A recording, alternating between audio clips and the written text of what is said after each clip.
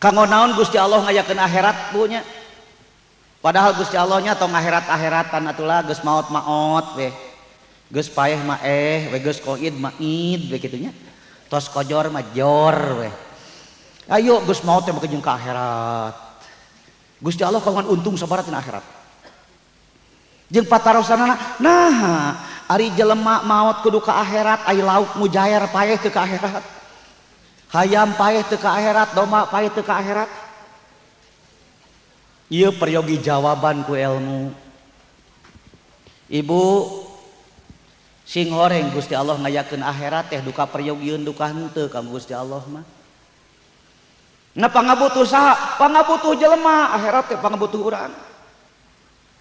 Nah butuh kitu pisan butuhna ge keur naon? Keur nganggeuskeun perkara-perkara nu teu aranggeus di alam dunya eta akhirat teh.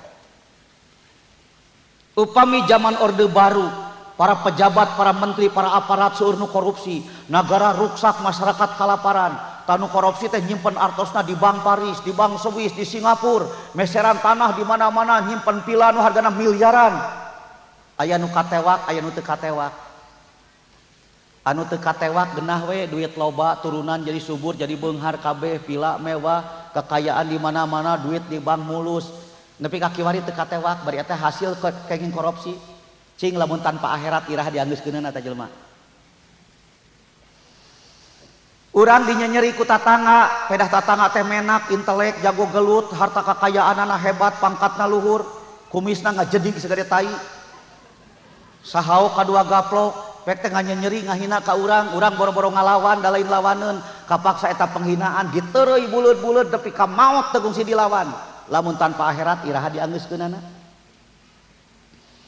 Aya jalma hayang boga kijang ngajual sawah ngajual tanah ngan sakitu-kituna kasorang kapeser kijang bunga boga kijang teh ini ka itu ini ka dieu piknik sakeluarga ka restoran jeung sajabana namanya sabulan gunyunyu teh kudu maling sawah lapur kijang lapur diteangan dilaporkeun ka polisi teu panggih-panggih nepi ka maot eta bangsatna teu panggih bangsatna ngeunah-ngeunah urang nu sangsarana cing lamun tanpa akhirat iraha dianggeuskeunana. Anu pamungkas aya ulama ditewa ku penguasa dilebetkeun ka penjara ulamana teu boga dosa hakimna disuap pengacarana disuap eta ulama sampai membusuk di jero penjara sampai maut di jero penjara bari teu boga dosa lamun tanpa akhirat iraha dianggeuskeunana. Jadi akhirat teh keur nganggeuskeun perkara-perkara nu teu aranggeus di alam dunya rek percaya pek teu percaya pek. Ngan lamun teu percaya kana ayana akhirat Allah hirup teu make aturan rek maling geraling rek maok geraok rek mabok gerabok rek jinah geranah rek racur geracur ngan alam kubur geus nungguan. Nah ari jalma maot kedah ka akhirat kedah ka sawarga ka neraka ari mujair paeh teu ka akhirat tah di dieu ye wayahna ye ulah kerep tingki ceup. Margi jalma sareng sato teh hirupna benten. Ari sato mah hirupna teh ngan hiji disebutna hirup. Ari jalma mah hirupna teh dua. Nuji hiji hirup nu kadua kahirupan. Hirup disebutna ahya dina Al-Qur'an, kahirupan disebutna ansa dina Al-Qur'an. Jadi jalma mah hirupna teh dua. Nalika urang dilebet rahim opat sasi dilebet rahim samemeh opat sasi urang teh geus hirup ngan hirupna hirup sato hirup jiga buruy hirup jiga impun hirup jiga lauk hirup jiga cacing geuning TV ga digambarkeun lalumpatan kitu tah geus hirup eta teh hirup eta mah moal kacana ka akhirat. Sok ibu-ibu nu kantos ngalaman hamil punten samemeh opat sasi dina patuangan aya nu renyut terterannya terteran apa sim kuring mah bisa ngabohong da sim kuring ge basa reuneuh kitu sarua terteran tah geus 4 bulan dilebet rahim saur Allah summa kasyaunal idhoma lahma terus daging mungkusan tulang sampurna we jadi jelema summa ansya'nahu khalqan akhir surat Al-Mu'minun ayat 8 mun telepat. Sabada sampurna jadi jelema maka kami ngabuskeun hirup anu kadua naon ruh nyawa sukma atma Sing horeng hirup jelema mah jiga hirup mobil, hirupna teh dua, hiji hirup mesin, kadua hirup supir. Supir teh cicingna di jero mobil tapi supir lain mobil. Ari mobil panonan, ari nun nempo panon mobil sanes panon supir. Ari mobil celian, ari nun ngadenge celi mobil sanes celi supir. Ari mobil sukuan, ari nu ngalempangkeun suku mobil sanes suku supir. Nalika mobil nabrak jelema ditewak ku polisi, dupi polisi naros teh kenapa bil atawa kenapa pir. Pir nu ditaros teh supir, panu nabrakna mah mobil. Ih sing horeng geningan aya hirup dua. Upami ibu bapak ditaros kumaha rasana gula, jawabanana amis. Ceuk saha amis teh? Cuk letak sanes ceuk nu ngadahar gula. Ari gula bisa dipisahkeun sareng amisna henteu, tapi ku jalma nu boga hirup tapi teu boga kahirupan eta gula bisa dipisahkeun jeung amisna. Hiji jalma keur sare tibra eta jalma teh hirup, darahna berjalan ngalir, napasna ngahegak berjalan. Panona eta keneh, letahna eta keneh, bahamna eta keneh, grapek calawakeun abusan gula, kekecrok nyebutkeun amis. Teu karasaeun sabab manehna mah hirup tapi teu boga kahirupan.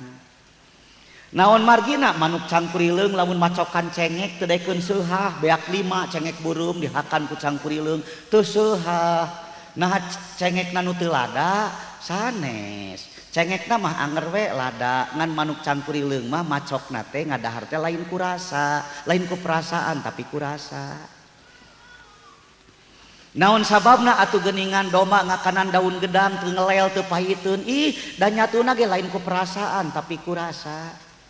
Maka Allah ngadawuh dina Al-Qur'an saur mantena huwallazi akhrajakum mim butuni ummahatikum la ta'lamuna syai'a. Gusti Allah nu ngaluarkeun maneh tina rahim indung-indung maraneh, nalika kaluar ti jero rahim maneh teh teu ngartina naon, teu nyahona naon. Bareng bijil teh panon tos bolotot tapi teu boga panempo, ceuli tos rebing tapi teu gaduh panguping, irung tos mancung tapi teu boga pangambung, pangangse. Tadawuh Allah sumarudus sama geus lahir teh ka alam dunya duka sabaraha minggu tadi alam dunya bere we pandenge padahal ceuli mah ti tadi geus aya. Ih misah antara ceuli jeung pangdenge, misah antara ceuli jeung pangdenge. Margi aya zaman nu ceurian teu ngadenge jeung aya zaman nu ngadenge teu ceurian. Aya zaman ngadenge teu ceurian yang aya zaman nu boga ceuli teu ngadenge. Nah hapangna kitu sabab pangdenge mah ayana dina hirup kahirupan, ai ceuli mah ayana dina hirup. Ceuli mah ayana dina diri dina ahya, ari pangdenge mah ayana dina ansa. Duka sabaraha minggu ti harita, duka sabaraha bulan ti harita, dawuh Allah wal absoro kami mere panempo. Misah bareng lahir ti alam dunya panon mah geus bolotot tapi panempo mah can aya, taku kami dibere panempo. Misah antara panon jeung panempo, ari panon mah ayana dina ahya, ai panempo mah ayana dina ansa. Margi aya zaman nu panonan bari teu nempo jeung aya zaman nu nempo bari teu panonan. Sim kuring apal nu calik ieu teh sadayana ge bolotot sadayana ge. Tapi teu aya nu jadi camat-camat acan, sajan bolotot. Tapi aya zaman nu peureum bisa jadi presiden. Margi panempo jeung panon misah. Siga cepil jeung pangdangu misah. Lamun jalma gaduh cepil teu gaduh pangdangu, eta jalma teu tiasa niru nu sejen. Nu matak akibatna pego, akibatna teh. Ye jalma nu pego mah akibatna teu ngadangu, lain akibat teu bisa ngomong eta teh.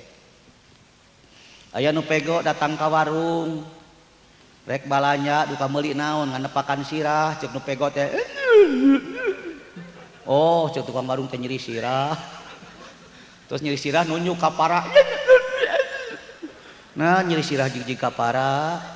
ti para nunyu kana oh cek tukang barung teh paramek sia di paramek teu dibere oskadon paramek dibere